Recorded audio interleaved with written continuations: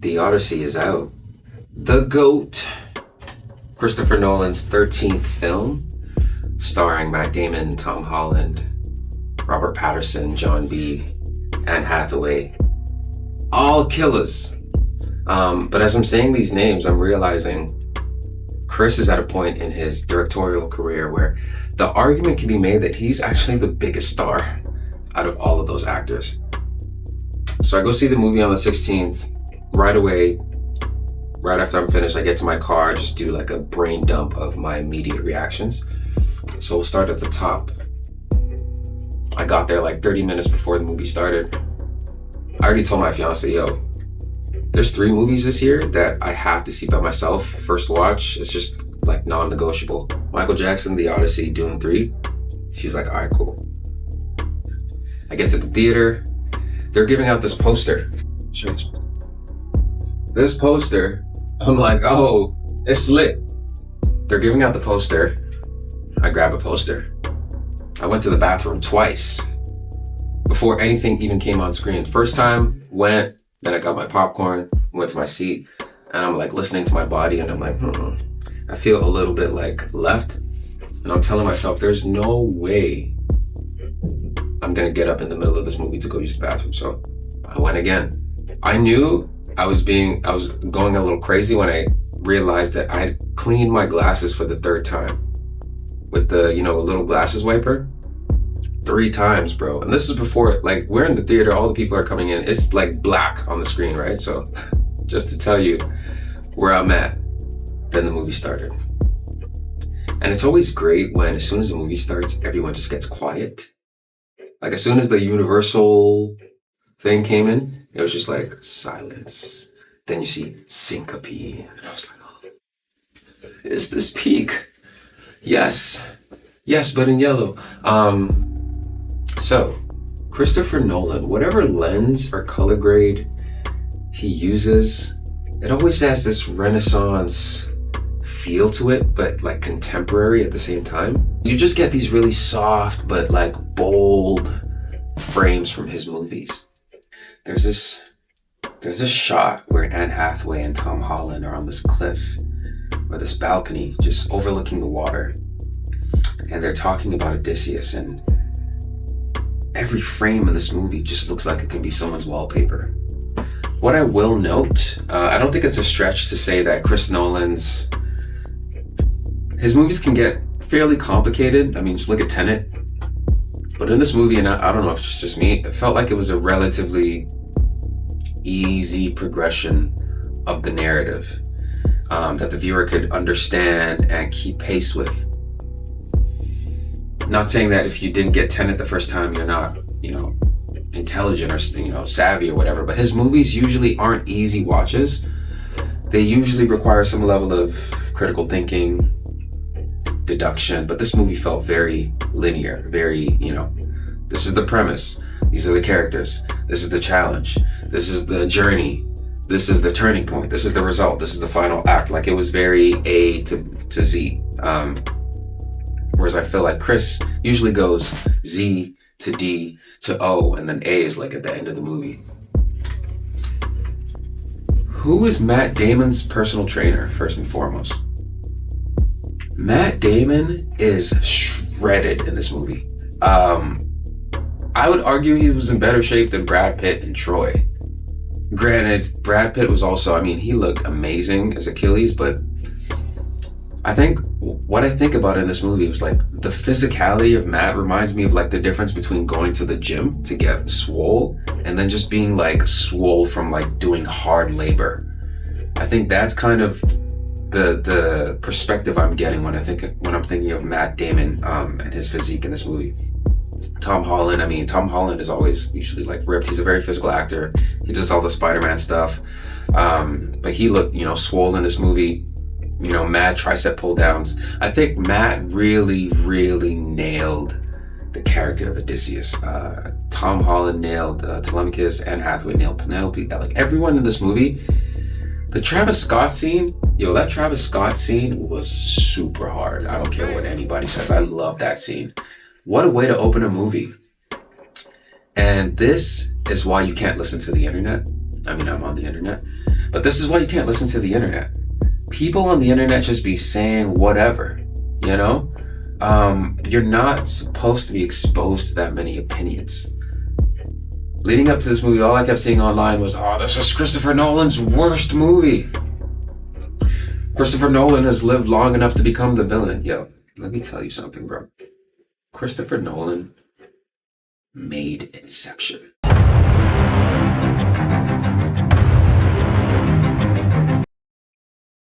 When I say made, I don't mean just directed. He actually wrote that movie. This is a consciousness, espionage, heartbreak, lucid dreaming movie that was so well executed with such style. Like, think about the scenes in that movie. Dreams feel real while we're in them. It's only when we wake up that we realize something was actually strange. Or you never really remember the beginning of a dream. You always kind of wind up somewhere in the middle. So how did we get here? You know, even the test that Ariadne had, where he was like, yo, create a maze in 2 minutes. That takes more than 1 minute to solve or something like that. Like, these are very like sophisticated, brilliant concepts. Maybe he took some inspiration from Paprika. I don't know if he's ever acknowledged that. But yeah, I remember leaving the theater after seeing Inception for the first time and realizing, oh, this is what people felt the first time they saw The Matrix in theaters. This must be that feeling. Because again, the argument can be made, The Matrix is one of the greatest, if not the greatest movie ever made. Whenever you see people talking about it online, they're always reminiscing about what it was like to see it in theaters back then. You know, you have to remember how revolutionary that movie was at the time. It completely transcended the zeitgeist.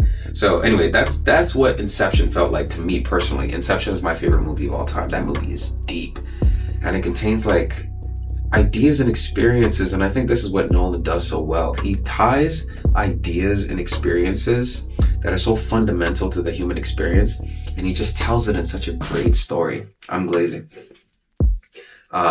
You know, again, Inception, everyone sleeps, everyone dreams, so to just see that visualized on screen the way Nolan did, the emotional part of like the suicide and like tying it into how like when you're falling in your dream, you wake up and then his wife jumped off the balcony and he's screaming. Yo, you thought that guy didn't know what he was doing? Come on, son. I want to say I do think Inception is a better movie than The Odyssey, but I can't even say that because Nolan operates at such a high level, at such a high clip, that it's honestly just a matter of preference, you know? So it's not really accurate to say Inception is better than The Odyssey.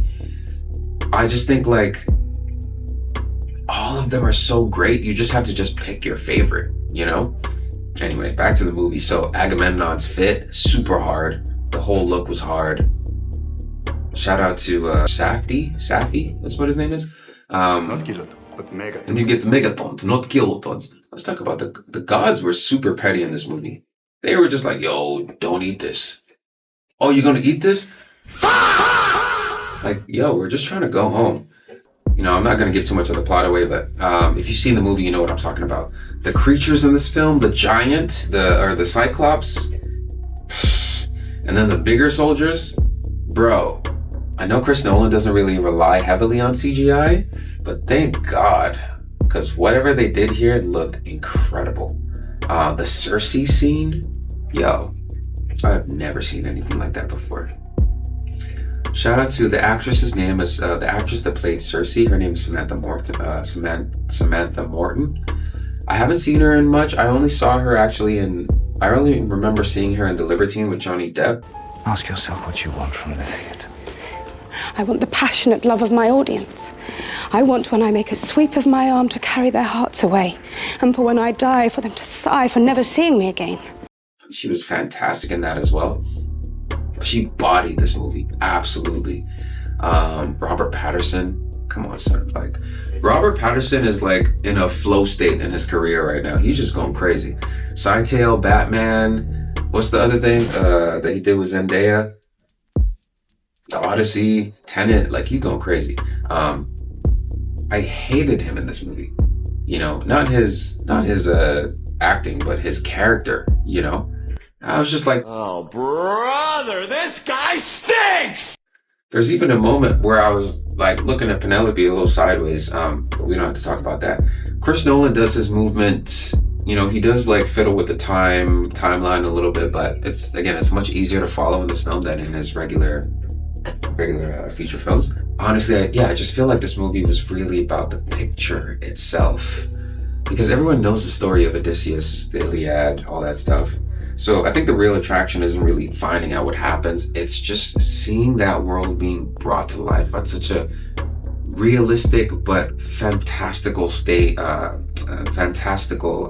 way. The imagery is just so beautiful, you know. The horse and the Troy sequence. No one has ever done the story of the Trojan horse this well. I know they did it in Troy. This blows it out of the water. Okay? The realism, again, like Nolan's attention to detail and realism mixed with this scene, oh my goodness. Yeah. I do want to say, I don't know if it was because my expectations were already so high, but I don't necessarily think this movie blew me away. I think it lived up exactly to my expectations. And that's not a criticism of the movie. If you look at any media outlet right now, it's 10 out of 10 everywhere. Like, a lot. I think Rotten Tomatoes has it at like 98 or something. Like, this movie is doing numbers right now. But yeah, it lived right up to my expectation. And I think, again, just because Nolan operates at such a high level, it's like the Black Thought effect. If you guys know who Black Thought is a rapper from Philadelphia that is the front man for The Roots. Black Thought is my favorite rapper of all time, but he is the most elite MC. Any MC will tell you this. Whoever your top 5 is, if you ask them about Black Thought, they're gonna say, yeah, he is him. Do y'all remember the Funkmaster Flex freestyle? I think he rapped for 10 minutes and he wasn't just rapping, he was saying stuff like this. Niggas completely uninformed. I don't burn bridges, yo. I keep the haters running form. I ain't one of y'all peers. I'm the sum of all fears. Somebody stronger than me. Who that? I'm all ears like Obama. I wish he had another 4 years. So as long as I've been talking in this video, he was rapping at that level, right? That's the Nolan thing. Like, as for people who knew Black Thought, we weren't blown away by that. We were like, oh, this is what he does, right? But for the average listener who's not hip, they're probably like, who is this nigga? That's kind of how I feel about Christopher Nolan. If I had to rank his movies right now, and I definitely need to watch the Odyssey a couple of times, but it would be Inception, The Prestige. I was gonna say Interstellar, but I would put Memento third, then Interstellar, then The Dark Knight, then Tenet, then The Odyssey. That would be my ranking. And that's not because it's not great. It's because Chris Nolan's his filmography is ridiculous. You still have Batman Begins. You still have Dunkirk. You still have Oppenheimer. So let's talk about the hate. Let's talk about the hate a little bit. Lupita and Elliot Page were a huge problem for the internet. People did not like these casting choices. Lupita was playing Helen of Troy. Elliot Page was rumored to be playing Achilles. I'm all for sticking to the source material, but it became very apparent very quickly that a lot of people online weren't informed, and they were operating from a place not of fandom. They were coming from a place of hatred. I kept seeing comments like, Helen of Detroit. This is Christopher Nolan's worst movie. I'm boycotting this movie. Black Helen of Troy, what a disgrace. It's like, yo, I get it as a fan, right? Because I wasn't necessarily thrilled when they recast Snape as with a black actor in the new Harry Potter that's coming out on HBO. But yeah, they switched the race, but I think for me, it was more so that Alan Rickman's performance was so elite that those were already hard shoes to fill. I think for me, it was more like, yo, why make it more challenging for yourself? You know, it wasn't necessarily like, oh, this is a black actor, even though, again, you want to stick to the source material. But yeah, like, I mean, maybe if it was like Adam Driver, because I think Adam Driver kind of looks like Snape, but yeah, for me, it was about replacing Alan Rickman than anything else. Like, how can you replace...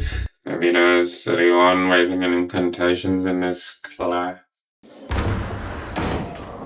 There will be no foolish wand waving or silly incantations in this class. Mr. Potter. Mr. Potter. So I understand where some of the hesitation comes from, but what I don't understand is immediately running to the internet to boycott a movie you haven't even seen yet. But Christopher Nolan basically says himself, yo, I don't pay attention to it. I don't pay attention. That's crazy. Meanwhile, I'm sitting there thinking, yo, they could have made Odysseus Mexican in the movie. He could have been saying, "Sí, Señor Zeus," the whole movie. I trust Christopher Nolan. He's gotten enough equity with me. Y'all can kick rocks. I say all that to say, the Odyssey was amazing. I'm definitely gonna watch it again. Shout out to everyone involved in the movie. I'm also super excited for Dune Messiah, or Dune 3, sorry. And I'm excited to finally read the Odyssey, because I've actually owned the book for a while, but never gotten around to reading it. It's literally just sitting on my nightstand right now, and I've started doing this thing where I'm leaning more into watching an adaptation and then going back and reading the source material afterward. Doing that with Game of Thrones, Song of Ice and Fire. I think it's actually kind of cool. Once you've seen the movie, then you can picture the characters while you're reading, and you start picking up these little details and anecdotes that they didn't necessarily, didn't make it into the movie. So yeah, same thing with Dune. Like I didn't read Dune before I watched 1 and 2, and I was like, oh, okay, I gotta read this. Read it, loved it, read Dune Messiah, so I'm amped for, Dune 3. Right now, Denis Villeneuve and Christopher Nolan are like head and shoulders above everyone else. Like, I saw Disclosure Day, Steven Spielberg still doing his thing. You can still feel that classic Spielberg blockbuster magic, but Nolan and Denis right now, yeah, these guys are dropping 60 every game, and that's a ball reference if you know ball, right? So go see the Odyssey. We'd love to hear your thoughts on it. And that is all for today.